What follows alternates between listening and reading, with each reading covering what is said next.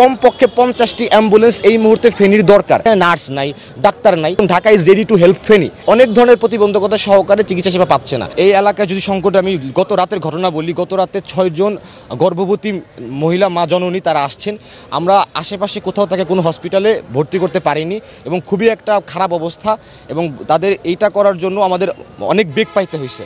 তো এই অবস্থায় আমি যদি একটু সামারি বলি, আপনার এই ফেনী জেলার ওভারঅল ফেনী জেলায় যে 6টি উপজেলা রয়েছে, 6টি উপজেলার ভিতর শুধুমাত্র ফেনী সদর বাদে বাকি 5টি উপজেলার চিকিৎসা সেবা সম্পূর্ণরূপে ব্লকড অবস্থায় আছে। ফেনী সদর জেলার মাত্র 3-4টি হসপিটালে কোনো রকম তারা খোলা আছে, কিন্তু তার ভিতরে অনেক ধরনের প্রতিবন্ধকতা সহকারে চিকিৎসা সেবা পাচ্ছে না।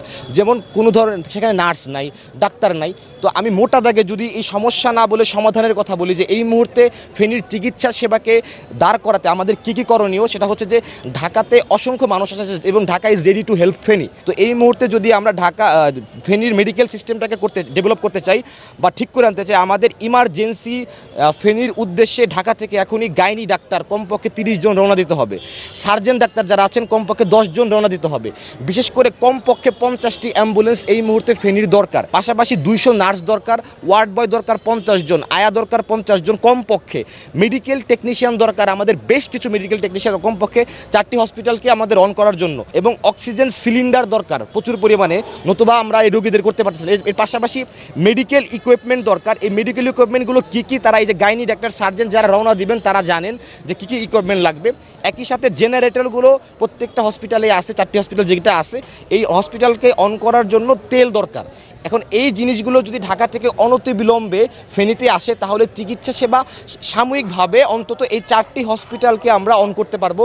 আমরা সকালবেলা বেশ কিছু উদ্ধারকারী যেসব স্বেচ্ছাসেবক টিম রয়েছে তাদের সাথে কথা বলেছি, সেনাবাহিনীর সাথে কথা বলেছি। তারা আমাদের যেমনটি জানিয়েছে, বেসরকারি সংস্থা যারা, তারা যেমনটি জানিয়েছেন যে এই মুহূর্তে সবচেয়ে বেশি দরকার চিকিৎসা ব্যবস্থা উন্নতি করা। পাশাপাশি তারা বলছেন যে প্রচুর অসুস্থ মানুষ আসছে, গর্ভবতী মহিলারা আসছেন, তাদেরকে চিকিৎসা দেওয়ার মতো তাদের যথেষ্ট।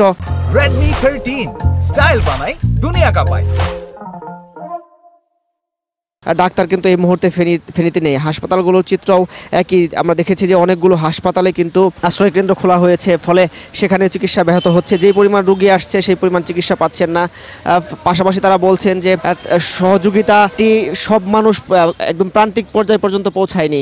ফলে তারা বলছেন যে আজ যারা ত্রাণ নিয়ে যাবেন তারা যেন একটু প্রান্তিক পর্যায়ে যাওয়ার চেষ্টা করেন। পানি যেহেতু নেমে গিয়েছে, বেশ কিছু রাস্তা জেগেছে, ফলে এই এখন দুপুর পর্যন্ত আমরা দেখেছি অনেকগুলো নৌকা ছেড়েছে, এখান থেকে উদ্ধারকারী নৌকা, ত্রাণ নিয়ে নৌকা ছেড়েছে। বিকেল যারা এখনো আসছেন তাদেরকে বলছেন বেশি করে পানি নিয়ে আসতে, কেননা আজ 5-6 দিন হয়ে যাওয়ার কারণে ওইসব এলাকায় কিন্তু খাবার পানির ব্যাপক সংকট দেখা দিয়েছে। তারা বারবার বলছেন যে এই সংকট সমাধানে এখন খাবারের পাশাপাশি শুকনো খাবার গিয়েছে, কিন্তু পানিটি তাদের বেশি অভাব রয়েছে। ফেনীর বন্যা চিত্র নিয়ে এই ছিল আমার কাছে সর্বশেষ।